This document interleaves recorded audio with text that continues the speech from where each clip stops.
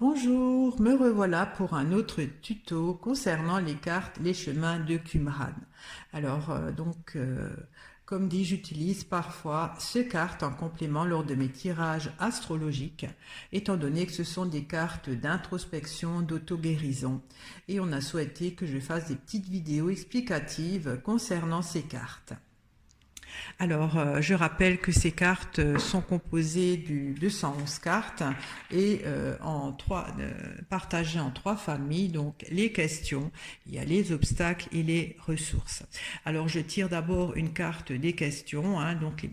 J'ai enlevé les précédentes questions que j'ai déjà tirées pour les autres vidéos. Et je prends cette carte. Et cette carte, il y a que veux-tu, que veut Dieu pour toi? Alors, quand cette question sort, certainement que vous êtes dans un état où vous ne savez pas quoi faire, quoi vouloir.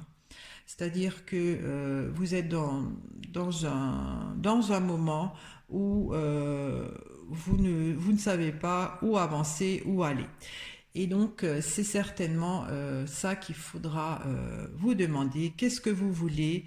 Qu'est-ce que veut Dieu pour toi? Alors, c'est pas vraiment Dieu, hein. C'est-à-dire, c'est un petit peu pas votre destinée, mais que veut Dieu pour toi? Dieu veut toujours le meilleur pour soi, hein. C'est-à-dire que c'est quelqu'un de bienveillant à la base quand on fait de la religion. Mais Dieu, ça peut être, qu'est-ce que l'univers veut pour vous, hein, voilà. Donc, quand vous avez cette question, c'est parce que certainement, vous ne savez pas exactement ce que vous voulez. Vous voulez peut-être plusieurs choses en même temps, mais on ne peut que avoir, pour bien le mener au bout, hein, avoir qu'un objectif précis. Alors, je vais tirer une carte obstacle pour cette question et je prends celle-ci. Alors, il y a la carte des mémoires, c'est une mémoire familiale. Alors, c'est la carte obstacle, donc quand cette question sort, que veux-tu, que veut Dieu pour toi? Il y a certainement une mémoire familiale qui vous dit inconsciemment que vous ne pouvez que suivre le chemin familial, hein. Il y a peut-être des schémas répétitifs que vous reproduisez inconsciemment. C'est-à-dire que ce que vous voulez peut-être, c'est juste continuer à honorer votre famille, hein, les mémoires familiales, et c'est peut-être le moment de changer un petit peu ce cercle qui est un petit peu vicieux dans la mesure où on reproduit les mêmes schémas, hein. C'est peut-être ça qui pourrait parler cette question, que veux-tu, que veut Dieu pour toi? Alors, je vais tirer une carte ressources qui est donc votre capacité à rebondir sur cette question. Je prends celle-ci. Alors, il y a la contemplation. Alors, voyez, la contemplation, c'est-à-dire on regarde, on observe, on réfléchit. Ce serait peut-être aussi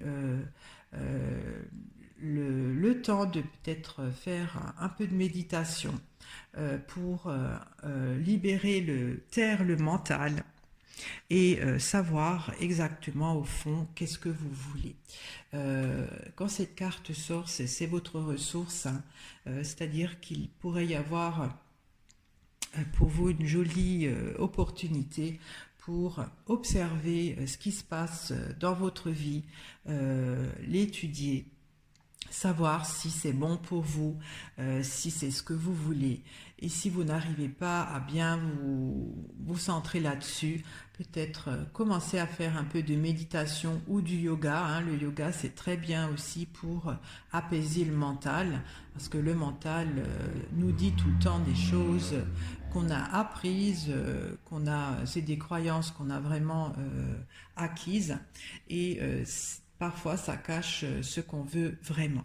Alors, pensez-y, quand cette question sort, que veux-tu, Que veut Dieu pour toi? C'est que certainement, vous êtes dans une période de votre vie où vous ne savez pas exactement si ce que vous faites est bon pour vous ou pas. Il y a une petite voix qui dit que c'est pas le summum, qu'il pourrait y avoir mieux à faire.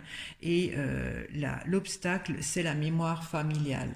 Alors, ça peut être aussi des obligations familiales que vous vous efforcez de respecter. C'est des exemples que je donne, hein. Et donc, vos ressources pour cette question, c'est de la contemplation, c'est-à-dire d'observer, de regarder, de ressentir en fonction des situations qui arrivent, comment vous vous sentez, si ça vous met en joie ou pas. Et peut-être aussi, si vous vous sentez un peu trop tourmenté, c'est-à-dire que le mental parle de trop, faire du yoga ou alors essayer la méditation, qui est vraiment quelque chose où on arrive à se reconnecter avec son soi intérieur. Voilà, j'ai terminé cette petite vidéo. J'espère qu'elle vous aura appris quelque chose et qu'elle vous aura plu. Et je vous dis à très bientôt pour un autre tuto. Au revoir.